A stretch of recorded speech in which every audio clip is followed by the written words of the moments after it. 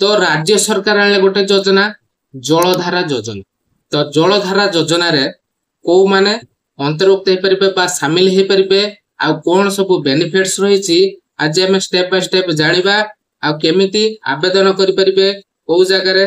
तो आज आम जानिबा जल ही जीवन पानी नथिले चाष नाही। आपण माने भल भाव जानिथिबे जो चाषी भाई माने हमर चाष कार्य रे लिप्त अछंती जल गोटे गछरे जदि बढ़िया पई हेले जल नित्यंत आवश्यक जल नथिले चाष हे परबो नाही बास नाही चाष नाही कि बास नाही। वर्षार अभाव जल संरक्षण पानी रो आवश्यकता अधिक व्यय फल रे माटीर जलस्तर कमिबारे दिन को दिन लागिछि जहा कि चाष उपर प्रभाव पकाइबा संगे परिवेश एवं जीवन जीविका पर मध्य प्रभाव पड़ुछि। ओडिसा रे एभले किछि जिला रहिछि जेपरि कि कलाहांडी नुआपड़ा बलांगीर बरगड़ कोरापुट मालकानगिरी जिला गुडी करे अनेक ब्लॉक रहिछि जेउठी केनाल जलसेचन रो सुविधा नाही। डीप बोरवेल खोलिले पाखा पाखी 500 रु 600 फुट खोलिले मध्य पानी ठीक रे बाहरी न थाए। एभली अंचल रे केवल खरीफ ऋतु रे वर्षा पानी रे चाष हुए चाष उपरे संपूर्ण निर्भरशील बाकी समय रे जल अभाव रु पड़िया पड़ी थाए। ताहाकु समाधान करिया पई सरकार आनिचंती जलधारा योजना।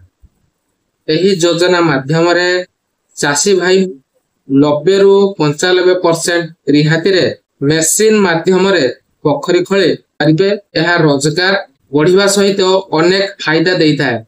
आसंतु जानिबा जलधारा योजना रे शामिल हेबा पई कोन कोन डॉक्यूमेंट रो आवश्यकता रहिछि।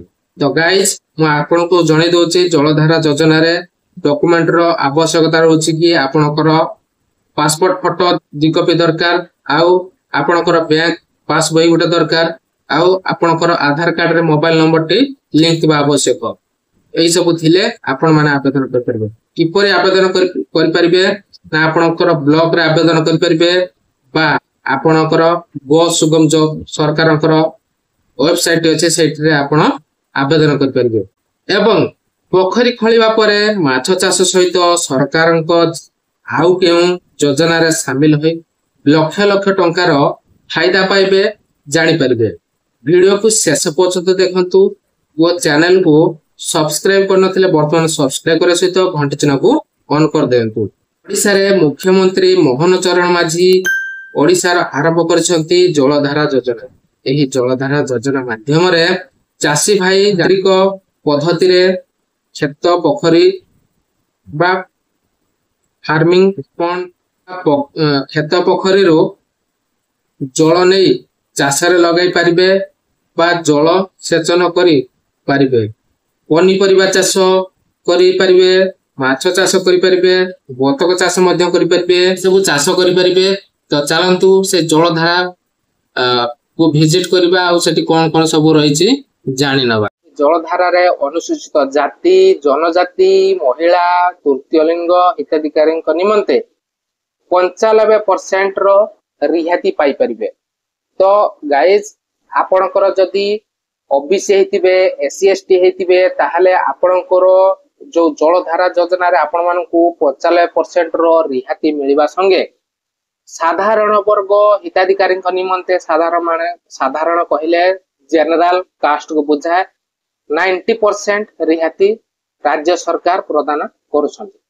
योजनार अवधि केवल 3 वर्ष 24-25 रो आरंभ होइकी 26-27 पर्यंत रहिबो। एही योजनाटी ए योजना रे लाभ उठाय पय हेले ए 3 वर्ष मध्य रे आपनको ए योजना रे शामिल हे परिबे।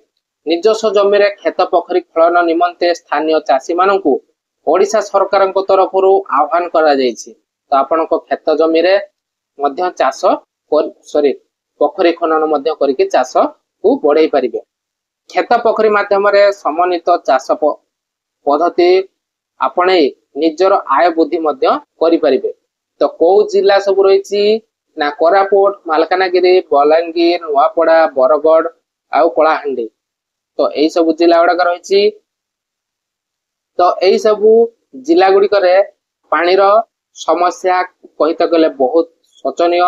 तेणु सेमानंकु एही जलधारा योजना रे शामिल करा जिवो एही जिला गुडी करे आउ सेमाने मध्य बहुत सारा तांको शस्य क्षेत्र रे पोखरी मध्य खुली परिबे सेथिरे माछ चाष करि परिबे आउ परिबा पनिपरिबा मध्य चाष करि परिबे तांको खेत रे आउ बतक चाष मध्य करिकि लक्ष लक्ष टंकार लाभ मध्य करि परिबे।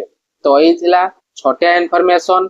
जदि आपनको भल लागितिबो निहाती भल लागितिबो काहेकि ना जदि आपण चाहूचंती कि जलधारा योजना रे आपण शामिल हेबा पई ताहाले आपण आपणकर ब्लॉक रे मध्य जोगाजोग करि परिबे बा कृषि अधिकारी सहित जोगाजोग करिकि आपण माने एई योजना रे आपण माने शामिल हे परिबे। तो नमस्कार, जय जगन्नाथ।